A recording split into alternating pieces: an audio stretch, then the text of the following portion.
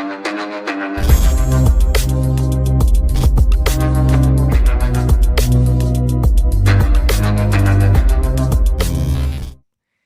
Everyone, तो आज हम बात करेंगे 12th क्लास का चैप्टर 1 रिप्रोडक्शन इन ऑर्गेनिज्म के बारे में।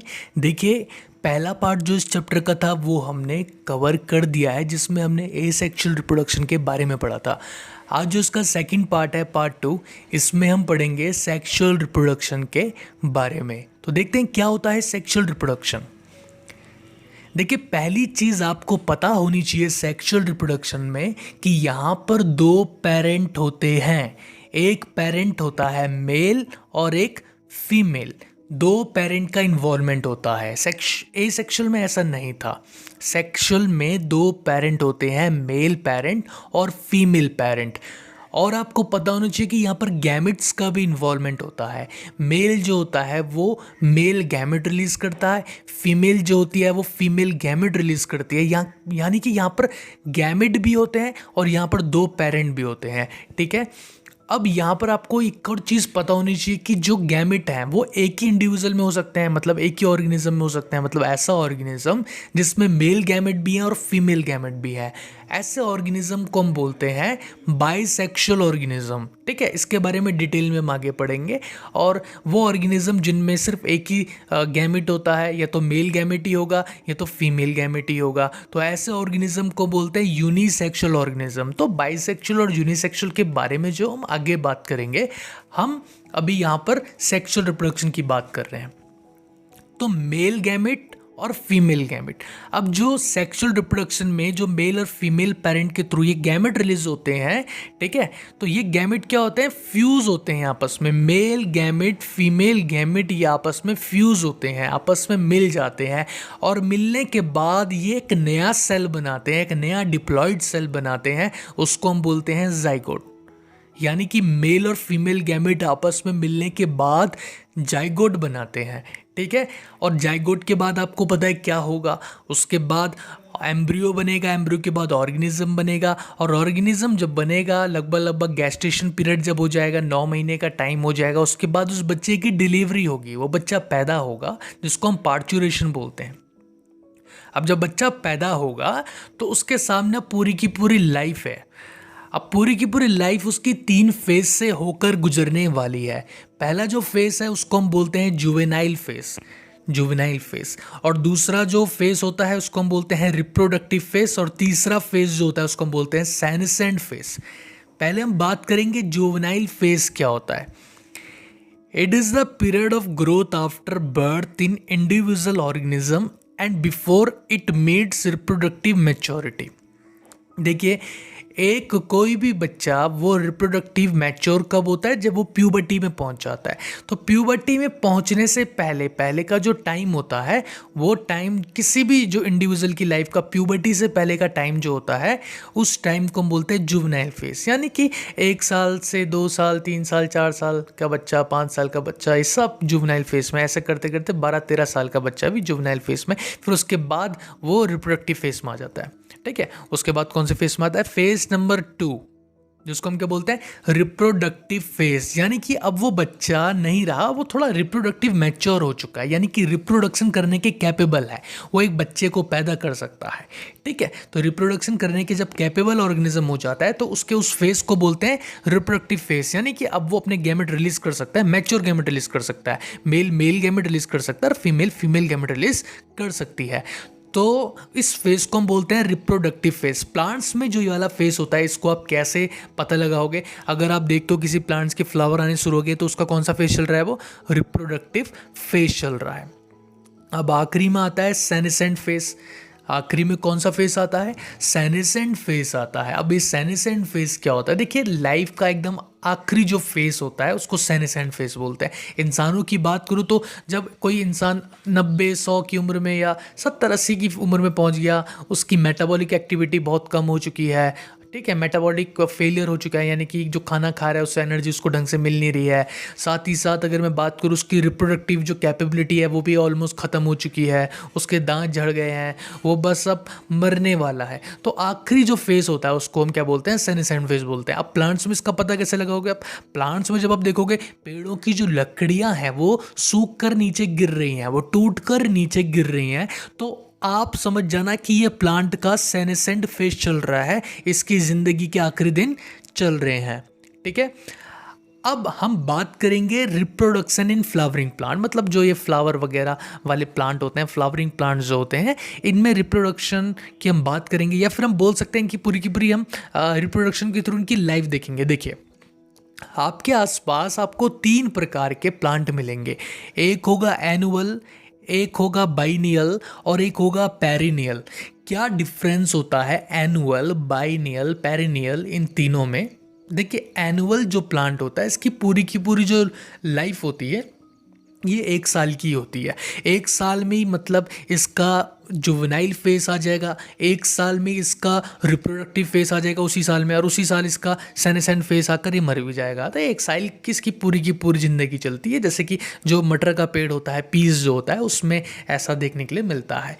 वहीं कुछ ऐसे प्लांट होते हैं जिनकी पूरी की पूरी बायोलॉजिकल लाइफ जो होती है वो 2 साल की होती है। 2 साल के अंदर उनके जुवेनाइल, रिप्रोडक्टिव और सेनेसेंट फेस आते हैं। तो ऐसे ऑर्गेनिज्म को हम क्या बोलते हैं? बाइनियल ऑर्गेनिज्म, जैसे ऑनियन इसका एग्जाम्पल है। और आखिरी में आते हैं पेरिनियल ऑर्गेनिज्म जिनकी लाइफ 2 साल से ज़्यादा होती है, लाइक बनाना और मैंगो। मैंगो भी सारे मैंगो नहीं, कुछ खास स्पीसीज मैंगो की ही 2 साल से ज़्यादा जीती है।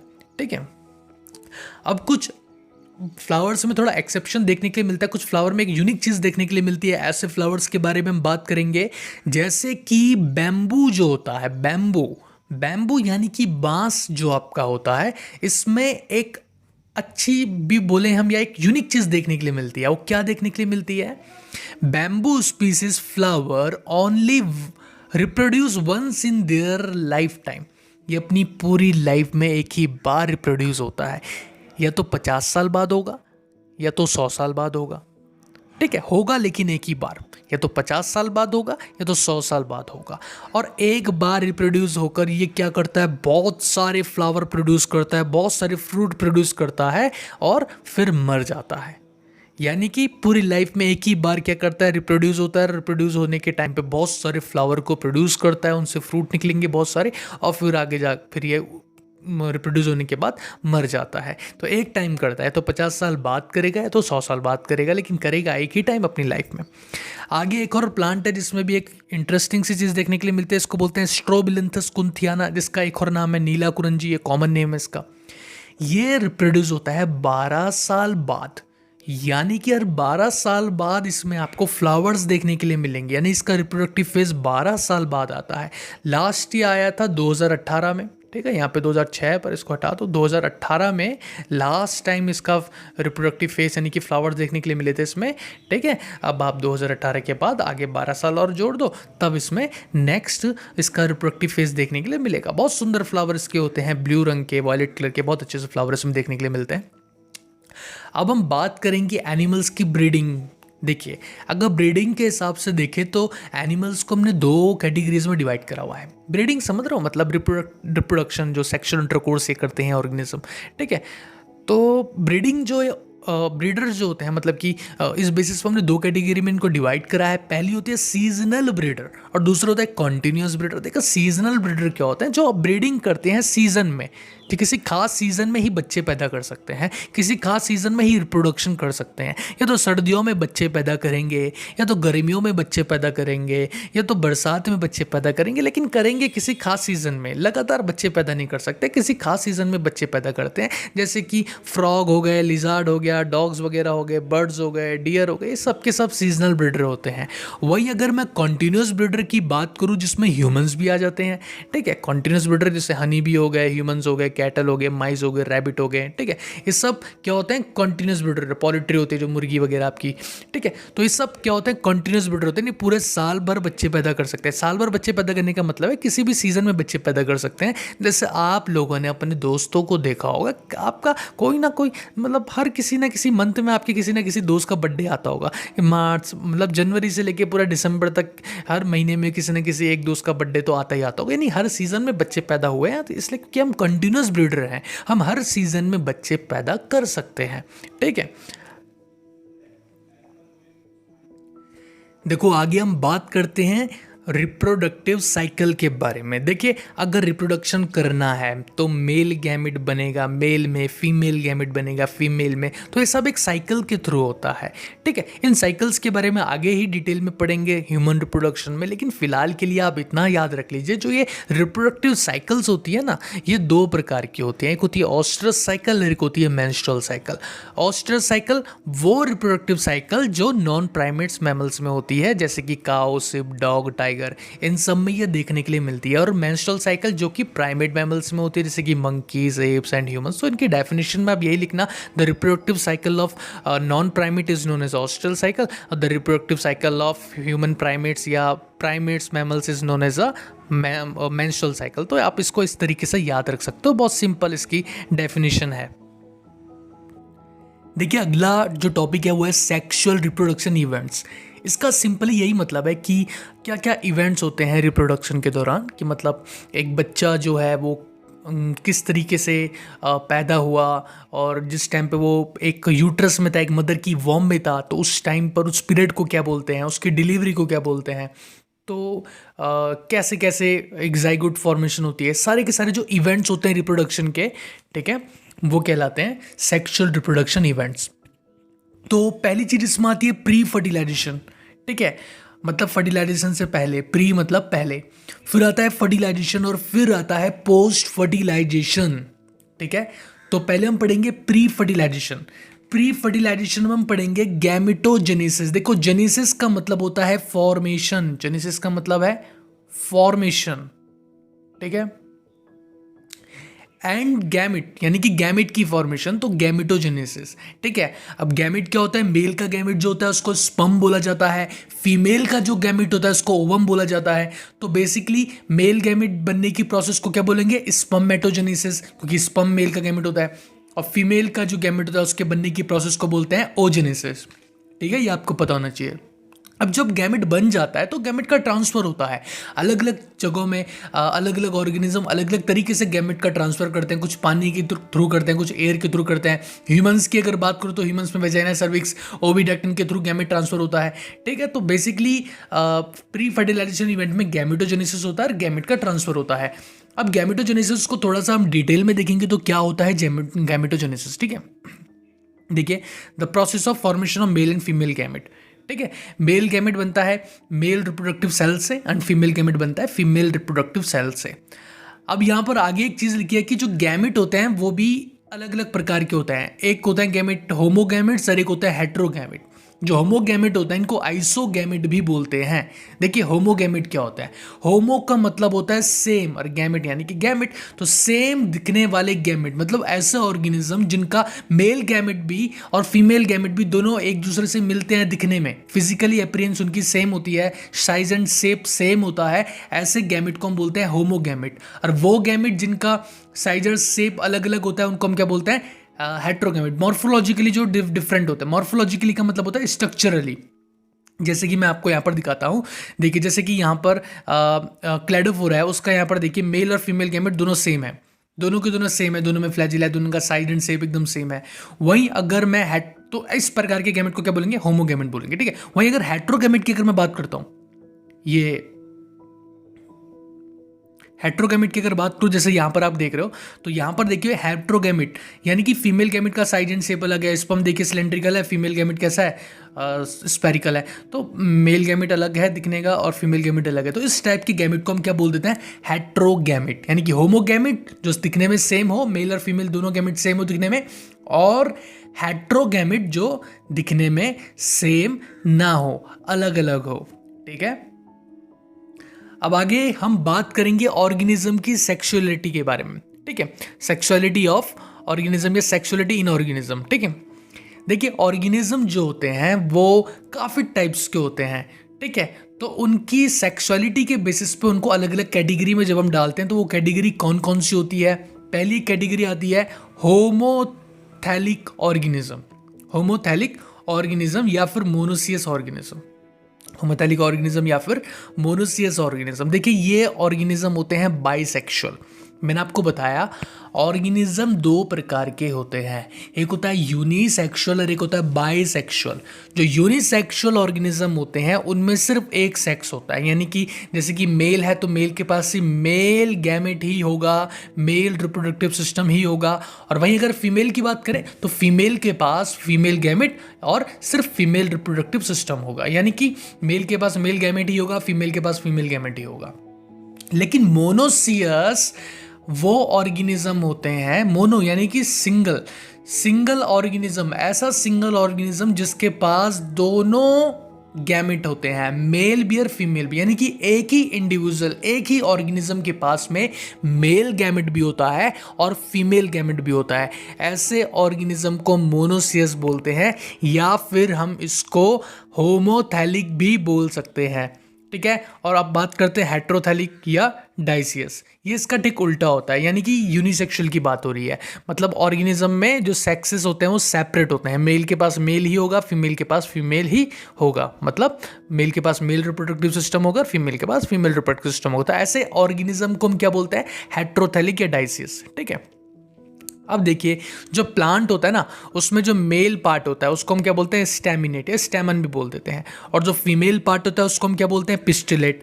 तो वो प्लांट या वो प्लांट का फ्लावर जिस फ्लावर में स्टैमिनेट भी है यानी कि मेल पार्ट भी है और पिस्टिलेट भी है यानी कि फीमेल पार्ट भी है, मेल पार्ट भी है और फीमेल पार्ट भी है, तो ऐसे फ्लावर को हम बोलेंगे बाइसेक्सुअल फ्लावर, या हम बोल सकते हैं मोनोसियस। ठीक है। और वो प्लांट जिसमें सिर्फ या तो स्टैमिनेट होगा, ठीक है, उसको हम यूनिसेक्सुअल बोलेंगे, और जिसमें सिर्फ पिस्टिलेट होगा उसको भी हम यूनिसेक्सुअल बोलेंगे। ठीक है। जब सेक्सेस सेपरेट होंगे तो उनको हम यूनिसेक्सुअल बोलते हैं। जैसे आप इस डायग्राम को देखिए, ये जो पहला वाला जो डायग्राम है ए वाला, इसमें ध्यान से देखिए, इस प्लांट का जो फ्लावर है, इस फ्लावर में मेल पार्ट भी है और फीमेल पार्ट भी है। ये वाला जो पार्ट देख रहा है साइड वाला, ये है मेल पार्ट जिसको हम स्टेमन बोलते हैं। इसमें आपका एंथर आ जाता है और इसमें फिलामेंट आ जाती है। वहीं जो एकदम सेंटर में इसका पार्ट है ये फीमेल पार्ट है। ठीक है। ये वाला जो इसका पार्ट है फीमेल पार्ट है, स्टिग्मा स्टाइल ओवरी वाला। तो इस फ्लावर में मेल पार्ट भी है और फीमेल पार्ट भी है, तो इस टाइप के फ्लावर को हम क्या बोलेंगे, बाइसेक्सुअल फ्लावर। क्या बोलेंगे, बाइसेक्सुअल फ्लावर। वहीं अगर इस वाले की बात करें, बी वाले की, तो देखिए इसमें सिर्फ बीच में ही ना, ये बीच में सिर्फ फीमेल पार्ट है, मेल पार्ट है ही नहीं। मेल पार्ट इस साइड में होता है ऐसा करके, लेकिन मेल पार्ट है ही नहीं, सिर्फ फीमेल पार्ट है। तो फीमेल पार्ट है इसके पास में सिर्फ, तो ये एक प्रकार का कैसा फ्लावर है, यूनिसेक्सुअल फ्लावर है। ठीक है। ये एक प्रकार का यूनिसेक्सुअल फ्लावर है। ठीक है। तो जो बाइसेक्सुअल फ्लावर होते हैं उनको मोनोसियस भी बोलते हैं, होमोथैलिक भी बोलते हैं। ठीक है। और उनको बाइसेक्सुअल भी मतलब बाइसेक्सुअल तो उनको बोलते ही हैं। और बात करूँ अगर मैं यूनिसेक्सुअल की, तो उनको हम डाइसियस भी बोलते हैं। ठीक है। उनको हम डाइसियस भी बोलते हैं और हेट्रोथैलिक भी बोलते हैं। अब यहाँ पर यूनिसेक्सुअल कुछ एनिमल्स के ऑर्गेनिज्म के एग्जाम्पल, जैसे जो कॉकरोच होता है, कॉकरोच में देखिए जो मेल होता है उसका सारा सिस्टम अलग है। मेल के पास ही मेल रिप्रोडक्टिव सिस्टम होता है, जैसे कि टेस्टिस वगैरह। ठीक है। और उसका मेल गैमेट। वहीं जो फीमेल होती है इसके पास सिर्फ फीमेल रिप्रोडक्टिव सिस्टम होता है, यानी कि जो रिप्रोडक्टिव ग्लैंड्स होते हैं, ओवरी वगैरह, इसके सब अलग होते हैं। तो मेल के पास टेस्टिस होता है, फीमेल के पास ओवरी होता है, तो अलग अलग है। तो इसलिए कॉकरोच जो है वो यूनिसेक्सुअल जानवर में आएगा, यूनिसेक्सुअल ऑर्गेनिज्म में आएगा। ठीक है। इंसेक्ट में आएगा। ह्यूमंस की अगर बात करें तो हम जो मेल होता है उसके पास सिर्फ मेल रिप्रोडक्टिव सिस्टम होता है। ठीक है। जो मेल होता है उसके पास सिर्फ मेल रिप्रोडक्टिव सिस्टम होता है, और जो फीमेल होती है उसके पास सिर्फ फीमेल रिप्रोडक्टिव सिस्टम होता है। ऐसा नहीं होता कि मेल के पास फीमेल भी है और मेल भी है, ऐसा नहीं होता। तो इसलिए हम भी किस में आएंगे, यूनिसेक्सुअल ऑर्गेनिज्म में आएंगे। हम भी यूनिसेक्सुअल ऑर्गेनिज्म में, क्योंकि हमारे सेक्सेस जो है वो सेपरेट है। ठीक है। देखिए अब नेक्स्ट टॉपिक की हम बात करेंगे, cell division during gamete formation. देखिए क्या होता है, बहुत सारे ऑर्गेनिज्म होते हैं, जैसे कि आप देख लीजिए मोनेरा हो गया, पंजाई हो गया, एल्गी हो गया, ब्रायोफाइट हो गया। इन सब की जो पेरेंटल बॉडी होती है वो हैप्लॉइड होती है। हैप्लॉइड बॉडी का क्या मतलब है यहाँ पर, मतलब कि इनकी बॉडी में जितने क्रोमोसोम होने चाहिए उसके आधे क्रोमोसोम है पेरेंटल बॉडी में। मतलब ऑर्गेनिज्म जो होता है, अगर हम हैप्लॉइड और डिप्लॉइड के बेसिस पे देखें तो देखिए एक ऑर्गेनिज्म होते हैं हैप्लॉइड और एक होते हैं डिप्लॉइड। डिप्लॉइड उनको बोलते हैं जिनकी बॉडी में जितने क्रोमोसोम नंबर होने चाहिए उतने कंप्लीट हैं, और हैप्लॉइड यानी कि जितने होने चाहिए उसके आधे हैं, उनको हैप्लॉइड बोलेंगे। ठीक है। तो बहुत सारे ऑर्गेनिज्म हैं जो हैप्लॉइड ऑर्गेनिज्म होते हैं, जब वो गैमेट फॉर्मेशन करते हैं तो वो माइटोटिक डिवीजन से करते हैं। इन डिवीजन में थोड़ा सा हम आगे बात करेंगे, ठीक है। और बहुत सारे ऑर्गेनिज्म है जैसे कि टाइडोफाइट्स की जो पेरेंटल बॉडी होती है, जिम्नोस्पर्म की जो पेरेंटल बॉडी होती है, बहुत सारे एनिमल्स होते हैं जिसमें ह्यूमन बींग्स भी आते हैं। हमारी पेरेंटल बॉडी डिप्लॉयड है। डिप्लॉयड क्यों है? क्योंकि हमारे पास बॉडी में कंप्लीट क्रोमोसोम है।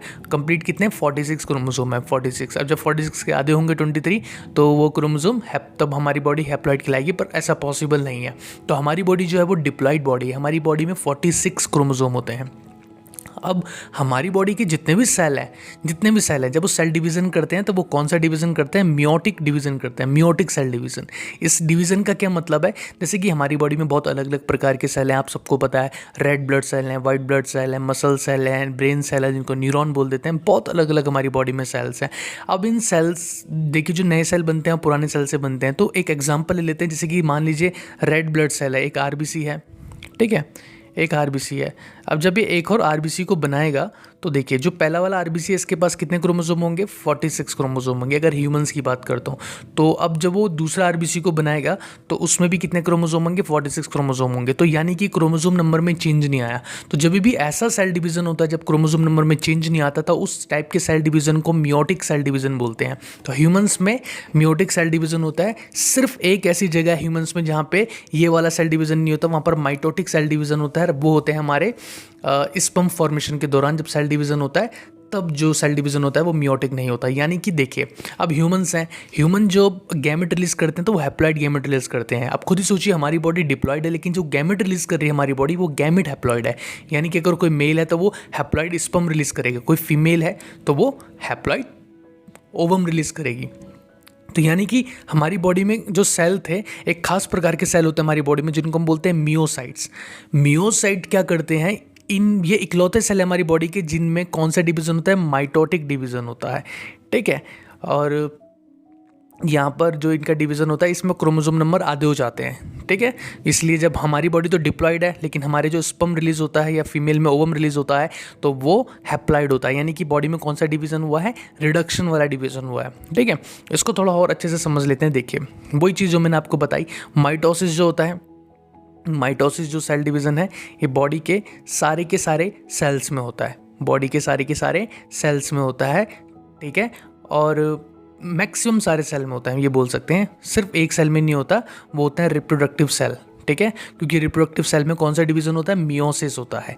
रिप्रोडक्टिव सेल्स जैसे कि स्पर्म और ओवम हो गया, यहाँ पर मियोसिस होता है। बाकी बॉडी के सारे सेल, चाहे स्किन सेल हो, चाहे नर्व सेल हो, चाहे मसल सेल हो, कोई सा भी सेल हो, वहाँ पर माइटोसिस होता है, ठीक है। देखिए, माइटोसिस यह है, इसको मियोटिक बोलते हैं और मियोसिस को माइटोटिक बोलते हैं। थोड़ा सा कन्फ्यूज़न है।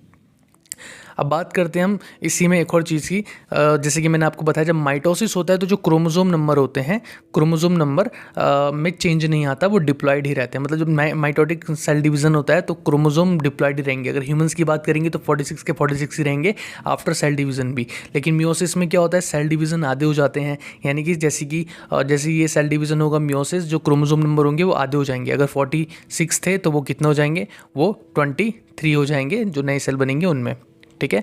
तो ये आपको पता होना चाहिए बेसिक।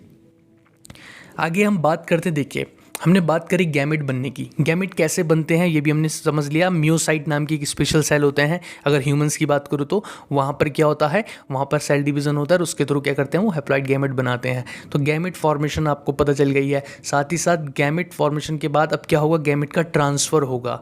अगर ऑर्गेनिज्म पानी वाला है तो वो क्या करेगा? पानी के थ्रू गैमेट को ट्रांसफ़र कर देगा, ठीक है। अगर हवा के थ्रू करता है तो हवा के थ्रू अपने गैमेट को ट्रांसफ़र करेगा। ह्यूमंस का मैंने आपको बताया, ह्यूमंस कैसे करते हैं? वजाइना, सर्विक्स, यूट्रस और ओविडक्ट, इसके थ्रू स्पर्म स्विम करता हुआ जाता है एंटी ग्रेविटी। तो ये आपको पता होना चाहिए। तो गैमेट ट्रांसफर यानी कि मेल रिप्रोडक्टिव पार्ट से फीमेल रिप्रोडक्टिव पार्ट में गैमेट का ट्रांसफर होना, या फिर ज़रूरी नहीं है ऐसा ही हो, बस हम ये समझ लेते हैं कि गैमेट का ट्रांसफर होना, ठीक है। तो मेजॉरिटी ऑर्गेनिज्म में क्या होता है? जो मेल गैमेट होता है वो मोटाइल होता है। मोटाइल यानी कि एक्टिव, हिलने डुलने में कैपेबल होता है, ठीक है। तो वो, और फीमेल गैमेट जो होता है वो स्टेशनरी होता है, यानी कि वो एक्टिव नहीं होता, पैसिव होता है, वो हिल डुल नहीं सकता, वो एक जगह में रहता है। जैसे कि ह्यूमंस की बात करूँ तो मेल गैमेट जो होता है वो चल सकता है, उसके पास टेल होती है। लेकिन ओवम की बात करूँ तो ओवम एक ही जगह में रहता है, ठीक है। तो बस कुछ एक्सेप्शन रहते हैं हमेशा। कुछ फंजाई की स्पीसीज है और कुछ एल्गी की स्पीसीज है। यहाँ पर क्या होता है? दोनों टाइप के गैमेट, मेल भी और फीमेल भी, दोनों मोटाइल होते हैं। तो एक्सेप्शन तो बायोलॉजी में चलते रहते हैं आपके। और जब भी गैमेट ट्रांसफ़र होता है तो मीडियम की ज़रूरत पड़ती है, चाहे वाटर की पड़े, चाहे एयर की पड़े, चाहे ह्यूमन फ्लूइड की पड़े, किसी की भी ज़रूरत पड़ सकती है, ठीक है। In algae bryophytes and pteridophytes water is medium of the gamete transfer. अगर मैं ब्रायोफाइट्स की, एल्गी की और टाइडोफाइट्स की बात करूँ तो यहाँ पर इनको मीडियम चाहिए होता है वाटर, मतलब वाटर के थ्रू इनका गैमेट ट्रांसफ़र होता है। जैसे कि जो भी गैमेट रिलीज़ होगा उसको दूसरे गैमेट तक अगर पहुँचना है तो उसको पानी की ज़रूरत पड़ेगी, ठीक है। अगर तो पानी की ज़रूरत पड़ती है, और देखा जाता है जो इस प्रकार के जो ऑर्गेनिज्म होते हैं इनमें जो गैमेट होता है वो लार्ज अमाउंट में रिलीज़ होता है। वो चीज़ यहाँ पे लिखी हुई है, लार्ज अमाउंट में क्या होता है, गैमेट जो होता है वो रिलीज़ होता है। क्यों रिलीज़ होता है लार्ज अमाउंट में? क्योंकि देखो पानी में रिलीज़ हो रहा है, पानी में फीमेल तक पहुँचने के, मतलब फीमेल गैमेट तक पहुँचने के चांस बहुत कम हो जाते हैं, क्योंकि पानी में वो गैमेट इधर उधर चले जाएंगे, वो पहुँच नहीं पाएंगे। लेकिन अगर large amount of gamete release होंगे तो फिर एक तो पहुँच ही जाएगा। तो इसलिए चांस, फर्टिलाइजेशन के चांस को बढ़ाने के लिए ये लार्ज अमाउंट ऑफ गैमेट को रिलीज़ करते हैं। ये क्वेश्चन भी आता है, ठीक है, to increase the chance of fertilisation, इसलिए ये लार्ज अमाउंट ऑफ गैमेट को रिलीज करते हैं, ठीक है। अब नेक्स्ट टॉपिक जो हमारा है वो है पॉलिनेशन। पॉलिनेशन क्या होता है? देखिए, transfer of pollen grain from anther to the stigma. देखिए, प्लांट में दो पार्ट होते हैं, एक मेल पार्ट होता है, एक फीमेल पार्ट होता है। तो प्लांट के मेल पार्ट से जो गैमेट निकलता है उसको पॉलन ग्रेन बोलते हैं, ठीक है। तो जब मेल पार्ट से जो पॉलन ग्रेन निकलता है वो फीमेल पार्ट तक जब पहुंच जाता है उस प्रोसेस को हम बोलते हैं पॉलिनेशन, ठीक है। तो अब आपको पता है कि पॉलिनेशन कैसे होता है, पहले इसको हम देख लेते हैं। The transfer of pollen grain from anther to the stigma. Anther यानी कि male part and stigma female part. तो एंथर से पॉलन ग्रेन निकलता है जो कि मेल गैमेट एक प्रकार का, और वो कहाँ चला जाता है, स्टिग्मा में चला जाता है जो कि फीमेल पार्ट है, ठीक है। अब ये कैसे होता है ये आपको पता होना चाहिए। इसके लिए कुछ एजेंट्स होते हैं, जैसे कि यहाँ पर जैसे आप देख सकते हो इस डायग्राम में, ये एक प्रकार का यहाँ पर क्या है, ये मेल फ्लावर है और ये फीमेल फ्लावर है, ठीक है। अब इस मेल फ्लावर से क्या हुआ है कि यहाँ वैसे तो बाइसेक्सुअल फ्लावर की इमेज है यहाँ पर, लेकिन फिर भी इसका जो मेल पार्ट है इसमें से क्या हुआ, कुछ पॉलन ग्रेन के ऊपर कुछ मधुमक्खी या कोई भी इंसेक्ट बैठा होगा, फिर वो उड़ के गया होगा, उड़ के गया गया गया गया गया गया और इधर किसी दूसरे फीमेल फ्लावर के ऊपर बैठ गया जो कि सेम स्पीसीज का होना चाहिए, और उसके ऊपर कहाँ पर बैठा, उसके फीमेल पार्ट में। तो मान लीजिए मधुमक्खी जो थी या हनी बी जो थी, जब ये मेल पार्ट में बैठी थी तो उसके पैर में कुछ पॉलन ग्रेन चिपक गए थे, लेकिन जब ये उड़कर दूसरे फ्लावर पे गई और दूसरे फ्लावर के स्टिग्मा में बैठी तो उसके पैर में जो पॉलन ग्रेन चिपके हुए थे वो नीचे गिर गए, और कहाँ पर गिर गए, इसके फीमेल पार्ट में। तो बेसिकली इस मधुमक्खी ने, इस हनी बी ने क्या करा यहाँ पर, पॉलन ग्रेन को ट्रांसपोर्ट करा है मेल फ्लावर से फीमेल की तरफ। तो इसी को पॉलिनेशन बोलते हैं, the transfer of pollen grain from anther, anther यानी कि male part, to the stigma, stigma यानी कि फीमेल पार्ट। तो ट्रांसफर ऑफ मेल गैमेट या transfer of pollen grain from anther to the stigma is known as pollination. And ये किसके through होता है, कुछ एजेंट्स होते हैं उनके थ्रू होता है, जिसमें हनी भी यहाँ पर एग्जाम्पल पे इन्होंने दिखा रखी है, ठीक है। अब पॉलिनेशन भी दो प्रकार का होता है। देखिए, जैसे ये वाला फ्लावर देख लीजिए, ये वाला फ्लावर, ठीक है। चलो इस डायग्राम के थ्रू मैं समझाता हूँ आपको। दो टाइप का पॉलिनेशन होता है, एक होता है सेल्फ पॉलिनेशन और एक होता है क्रॉस पॉलिनेशन। सेल्फ पॉलिनेशन क्या होगा, देखिए जैसे कि ये वाला पूरा का पूरा एक प्लांट है, एक फ्लावर है। अब इस फ्लावर में ध्यान से देखिए कि इसमें मेल पार्ट भी है और फीमेल पार्ट भी है, ठीक है। ये वाला आपको दिख रहा होगा, इधर वाला ये क्या है, ये इधर से ये दोनों क्या है, मेल पार्ट है, और ये बीच में क्या है, फीमेल पार्ट है, ठीक है। अब मेल पार्ट में से एंथर से क्या निकलता है, पॉलन ग्रेन, और वो पॉलन ग्रेन कहाँ जाता है, स्टिग्मा में। तो जब ये मेल पार्ट से पॉलन ग्रेन निकलेगा और ये स्टिग्मा में चला जाएगा सेम फ्लावर के, मतलब कि जिस फ्लावर का पॉलन ग्रेन है वो अपने ही फ्लावर के स्टिग्मा में गिर गया, तो इस टाइप की पॉलिनेशन को हम सेल्फ पॉलिनेशन बोलते हैं, ठीक है। The transfer of pollen grain from anther to the stigma of the same flower is known as a self pollination. वहीं अगर मैं क्रॉस पॉलिनेशन की बात करूँ तो इसमें क्या होता है, जैसे कि मान लीजिए ये दो फ्लावर हैं, तो पॉलन ग्रेन इस वाले फ्लावर से निकला और गया इस वाले के स्टिग्मा में, ठीक है। पॉलन ग्रेन जो था वो इस वाले फ्लावर के एंथर से निकला और इस वाले फ्लावर के स्टिग्मा में गिर गया, यानी कि एक ही फ्लावर में नहीं हुआ, दो अलग अलग फ्लावर में हुआ। इसका जो पॉलन ग्रेन था वो इसके स्टिग्मा में गया, यानी कि फ्लावर अलग अलग है। तो इस टाइप के पॉलिनेशन को हम क्या बोलते हैं, क्रॉस पॉलिनेशन। तो इस टाइप के पॉलिनेशन को हम क्रॉस पॉलिनेशन बोलते हैं, ठीक है।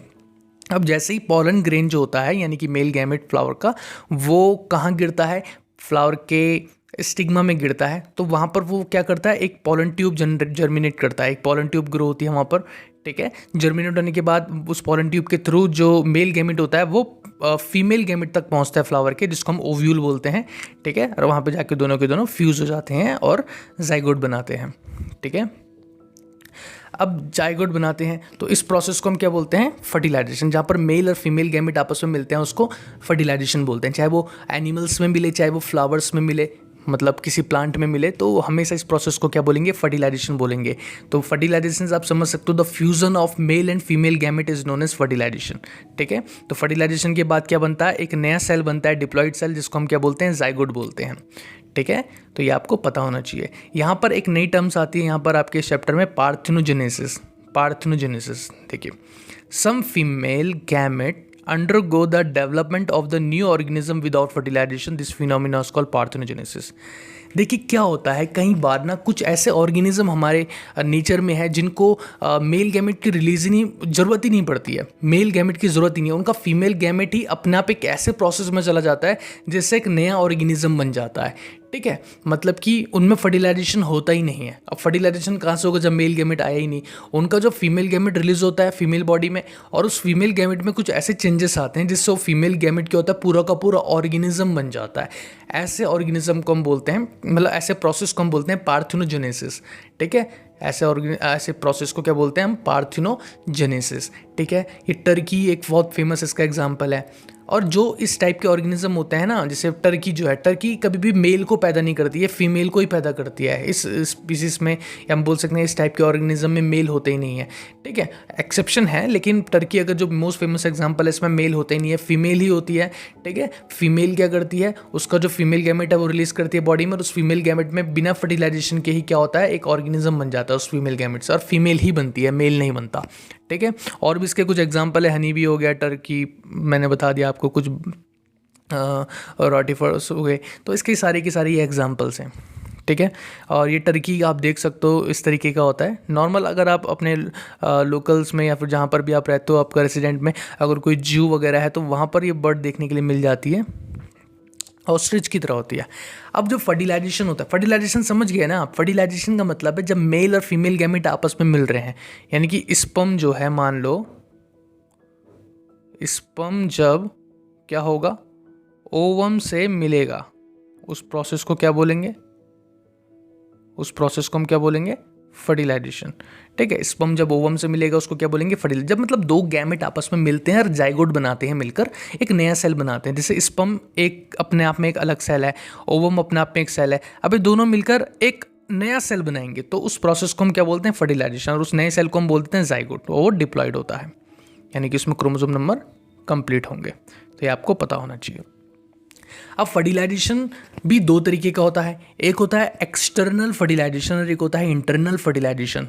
एक्सटर्नल फर्टिलाइजेशन क्या होता है, जब जो मेल और फीमेल गैमेट होते हैं वो बॉडी के बाहर आपस में मिलते हैं, जो भी ऑर्गेनिज्म है फीमेल बॉडी है उसके बाहर मिलते हैं, तो उसको एक्सटर्नल फर्टिलाइजेशन बोलते हैं। और इंटरनल फर्टिलाइजेशन क्या बोलते हैं, जब फर्टिलाइजेशन बॉडी के अंदर होता है। जैसे कि ह्यूमंस की बात करूं मैं, तो ह्यूमंस में क्या होता है, मेल गैमेट रिलीज होता है फीमेल बॉडी में, और फीमेल बॉडी में वो मेल गैमेट कहाँ जाता है, वो सीधा जाता है फीमेल गैमेट के फैलोपियन ट्यूब के एम्पुलरी स्थमिक जंक्शन में, ठीक है। वहाँ जाके वो क्या करता है, फ्यूज़ होता है। तो बेसिकली हम बोल सकते हैं कि ये बॉडी के अंदर फ्यूज़ हो रहा है। तो वो ह्यूमंस में किस टाइप का फर्टिलाइजेशन हो रहा है, इंटरनल फर्टिलाइजेशन हो रहा है, क्योंकि जो गैमेट आपस में मिल रहे हैं वो कहाँ मिल रहे हैं, बॉडी के अंदर मिल रहे हैं। लेकिन बहुत सारे ऑर्गेनिज्म है वो क्या करते हैं, जो पानी वाले ऑर्गेनिज्म होते हैं बहुत सारे, वो क्या करते हैं, मेल जो होगा पानी में बहुत सारे मेल गैमेट रिलीज कर देगा, फीमेल जो होगी पानी में बहुत सारे फीमेल गैमेट रिलीज कर देगी, ठीक है। और बॉडी के बाहर दोनों गैमेट कहीं मिल जाएंगे आपस में और एक जायगोट बना देंगे। तो इस टाइप के फर्टिलाइजेशन को हम एक्सटर्नल फर्टिलाइजेशन बोलते हैं, ठीक है। बहुत सारे ऑर्गेनिज्म करते हैं, ऐसे मछलियाँ करती है, बहुत सारे एम्फीबियन होते हैं, मेंढक वगैरह भी ऐसा करते हैं, ठीक है। और इंटरनल फर्टिलाइजेशन आपको पता है, ह्यूमंस यानी कि मैमल्स जो होते हैं, जिसमें ह्यूमंस भी आते हैं, रेप्टाइल्स हो गए, बर्ड्स हो गए, ये सब इंटरनल फर्टिलाइजेशन करते हैं, ठीक है। अब देखिए क्या हुआ, हमने क्या क्या पढ़ा है। हमने सबसे पहले पढ़ा प्री फर्टिलाइजेशन, सेक्सुअल इवेंट्स के अंदर हमने पढ़ा प्री फर्टिलाइजेशन, जिसमें हमने पढ़ा गैमेटोजेनेसिस, गैमेट बन रहे हैं, ठीक है, मियोसाइट्स के थ्रू बनते हैं।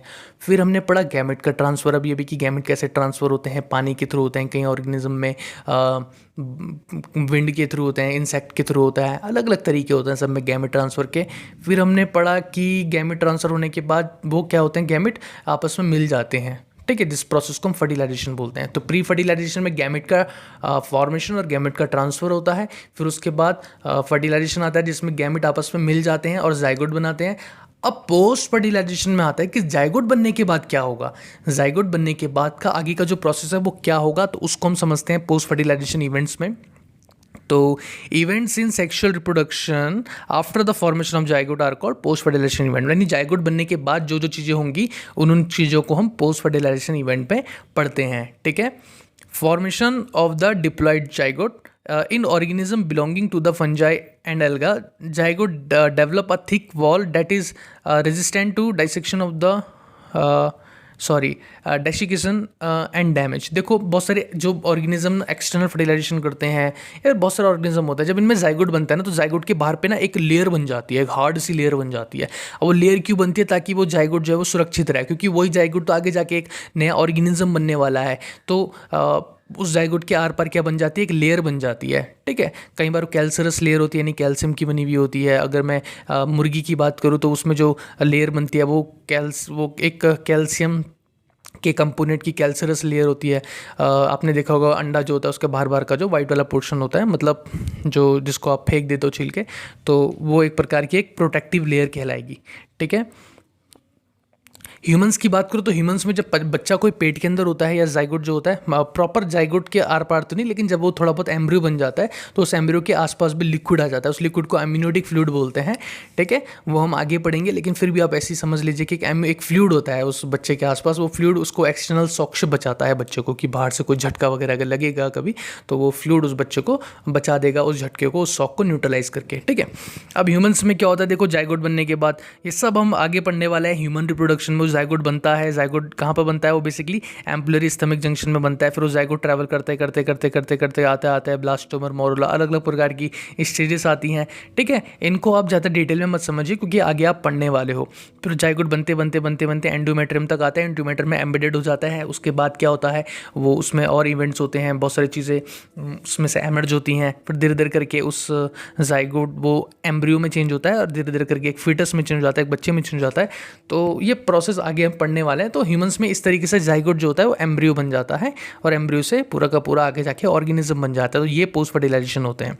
ठीक है। तो एम्ब्रियोजेनेसिस मैंने आपको बताया था स्टार्टिंग में, जेनेसिस का मतलब फॉर्मेशन होता है। तो एम्ब्रियो मतलब एम्ब्रियोजेनेसिस मतलब एम्ब्रियो का formation, the formation of embryo. तो जेनेसिस मतलब फॉर्मेशन, इसका आगे जो भी वर्ड लग गया उसका फॉर्मेशन। तो the process of development of embryo from the zygote is called embryogenesis. ठीक है। तो बेसिकली जब जाइगोट बनता है तो सेल डिवीजन होता है, सेल डिफरेंशिएशन होता है, और फिर स्पेशलाइज्ड टिश्यू बनते हैं, फिर ऑर्गन्स बनते हैं, फिर ऑर्गेनिज्म बनते हैं। जैसे आपको पता है सबसे पहले सेल रहता है। ठीक है। सेल के बाद क्या बनते हैं? टिश्यू बनते हैं। ठीक है। टिश्यू बनते हैं, टिश्यू के बाद ऑर्गन सिस्टम बनता है और धीरे धीरे करके पूरा ऑर्गेनिज्म बन जाता है। तो ये सारे के सारे प्रोसेस होते हैं पोस्ट फर्टिलाइजेशन इवेंट्स में। ठीक है। अब यहाँ पर कुछ एनिमल्स, कुछ खास बातें बता रही है। इस चैप्टर में देखो क्या है, सब कुछ मिक्सड है, सब कुछ दे रखा है थोड़ा थोड़ा करके, किसी को ज़्यादा डिटेल में नहीं बताया। तो आपको सब कुछ थोड़ा थोड़ा समझना है इस चैप्टर में। ठीक है। जैसे कि देखिए एनिमल्स जो होते हैं वो दो प्रकार के होते हैं। उनके बच्चे पैदा करने के कैपेबिलिटी के हिसाब से उनको दो कैटेगरी में बांटा। एक होता है ओवीपोरस, एक होता है वीवीपोरस। ओवीपोरस जो अंडे देते हैं, वीवीपोरस जो अंडे नहीं डायरेक्ट बच्चे देते हैं। देखो ओवीपोरस, इसको कैसे याद रखोगे? अब ओवीपोरस में ओ आ रहा है स्टार्टिंग में, ओ से अंडा जो होता है वो गोल गोल होता है, ओ की तरह होता है। तो ओवीपोरस जो अंडा देते हैं। ठीक है। और वीवीपोरस जो अंडा नहीं देते हैं। ठीक है। ओवीपोरस में आप बहुत सारे जो बर्ड्स वगैरह इसके एग्जांपल ले सकते हो, और वीवीपोरस में इसके एग्जांपल ले सकते हो, डॉल्फिन वगैरह, ह्यूमंस। ठीक है। अब यही चीज़ यहाँ पर थोड़ा सा इन्होंने देरी किया, इसको हम देख लेते हैं।